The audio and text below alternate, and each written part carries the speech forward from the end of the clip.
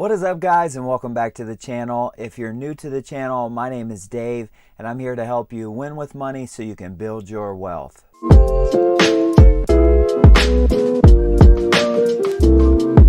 With as much as 70% of Americans mentioning financial stress being a major factor in their lives, it is high time that we talk about ways to improve your relationship with money. Money comes with a host of just different emotions, whether it be shame or guilt or just complex emotions, and it's something that is not talked about enough in society or even really talked about in the education system as we're brought up. So there's a lot of confusion around money. Today, we're going to talk about 6 ways to improve your relationship with money. And stay tuned to number 6. I think that one is going to be the most impactful to help you win with money. For daily tips, tricks, and motivation, consider adding me on Instagram. My posts are pretty much daily. Let's get into the video. Number 1, forgive your past. It's impossible to move forward if we are stuck in the past. This is true in life, and this is also true when it comes to money.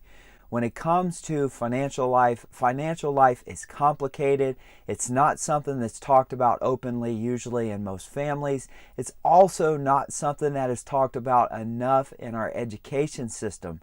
So it's complicated. It's hard.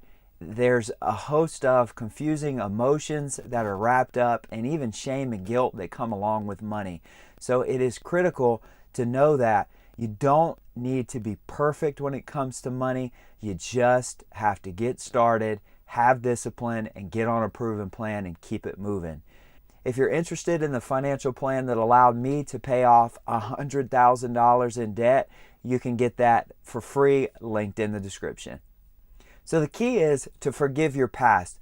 You don't have to be perfect. You just have to get started and have the discipline to keep moving forward.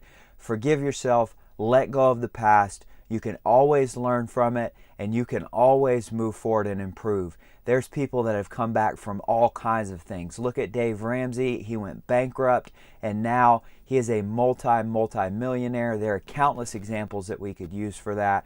You can always do better. Don't give up. Keep going, and forgive your past so that you can move forward looking ahead to the future, which is a perfect segue into the next point. Number 2, be open to changing your future.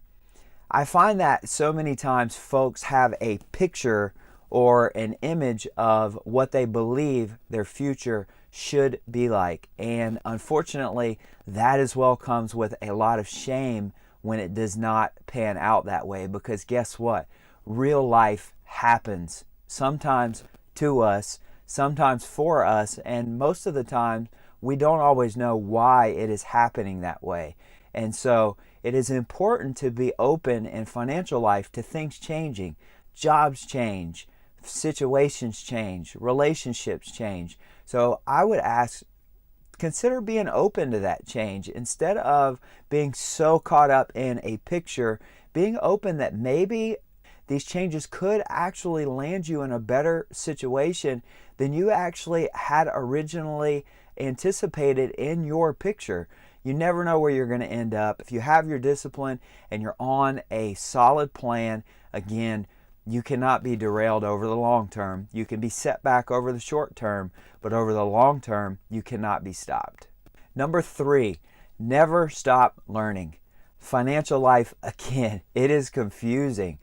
I have spent more than 15 years in banking, entrepreneurship. I have a real estate license. I have been in the personal finance world really throughout my entire career, and I am amazed that I learn something new every single day. That is true, I feel like, for anyone and everyone. And so again, let's seek out growth and let's seek out learning, and even opposite perspectives of our own. We don't necessarily have to adopt them, but sometimes we can learn from those. There is an outrageous wealth of knowledge out there, whether it be on YouTube, whether it be books. My personal favorite is reading books, Psychology of Money, The Richest Man in Babylon. There's so many different book recommendations that I could give you. to get your financial house in order. To help you improve your relationship with money, the best book that I can recommend is The Psychology of Money. That would definitely be a great read, and there's many, many more that you could search up and read to continue to learn and to grow on your financial journey. Keep an open mind to it. There's things that you can learn every single day, and don't expect that you're supposed to know it. Again, we're not taught these things usually by our family. We're certainly not taught them in our education system. We are given credit cards before we can even drink alcohol. So again, don't expect that you're supposed to know these things. Be open to learning them, and always be open to learning something new and get better and better with money as you grow. Number 4, plan ahead and set smart goals. The old saying goes, people don't plan to fail, they fail to plan. Financial life is a large part about planning. And when it comes to setting goals, make sure that your goals are smart. That means specific, measurable, achievable, relevant, and time-bound. If I set a goal to have a net worth of $1 million, but I don't set a time frame on it, then my journey is not set in stone in terms of the action steps and the timeline that I need to be able to achieve that. So you've got to have each of these elements in your goal for your goal to make sense. So make sure that you set SMART goals, and that will help you to make sure that your goals are in alignment and to make them actually achievable.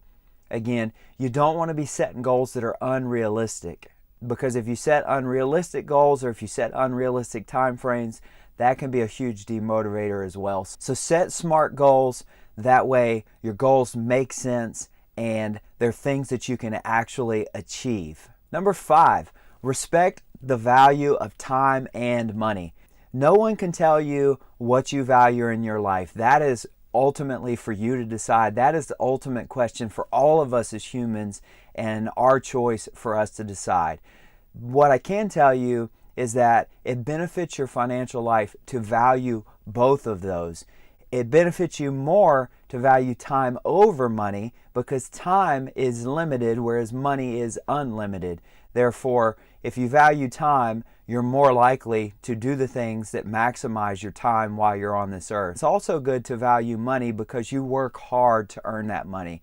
There's a time value of money for all of the time that you spend working. And so it is important that when you do go out and you spend money, that you recognize and that you break that spending down, or you break that purchase down into the time value of money. So for example, if you're buying a $1,000 TV, look at your hourly wage. If you make $50 an hour, for example, break that TV down. Say, you know what?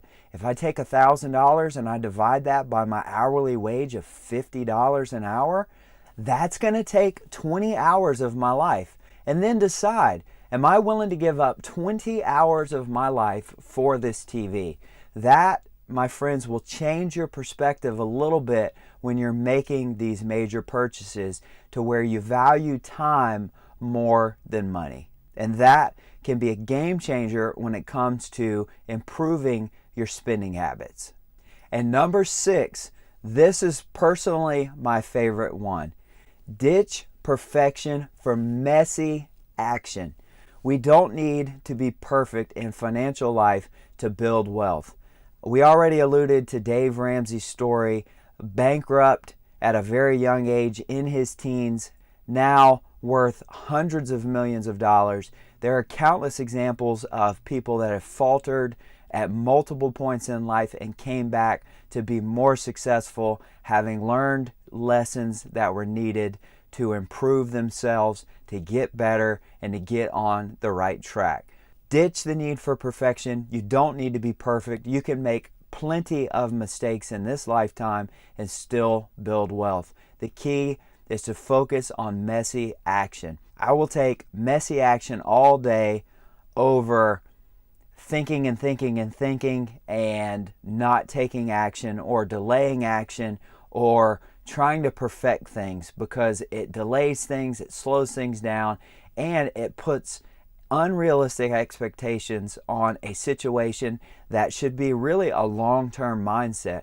Building wealth is a long-term deal. This is 10, 20, 30, 40 years. The average overnight millionaire takes 32 years to become a self-made millionaire. So again, the get-rich scheme, the overnight millionaire concept is just a bunch of BS. It is just a pipe dream. The reality is that long-term is what it takes to become a self-made millionaire. So keep that in mind. The mistakes are going to happen over a long period of time. Brush them off your shoulder. Go back to step one. Forgive yourself. Be open to change and move forward anyway. Learn your lesson. Keep going. And I promise you, you've got this if you focus on messy action and ditch perfection. One final recommendation. Financial life is 90% discipline and 10% knowledge. It is about getting started, not about being perfect. We've alluded to that in the video. I just want to drive that point home. We've said that a lot on the channel, but I think again, it is so important to drive that point home. Don't compare yourself to others. Run your own race. You don't need to be perfect. You just have to get started. I have a question for you. Which one of these ways to improve your financial life resonated the most with you? I'm here to walk alongside you on your financial wellness journey. So make sure to subscribe for all the tips, tricks, and motivation to win with money. Until next time.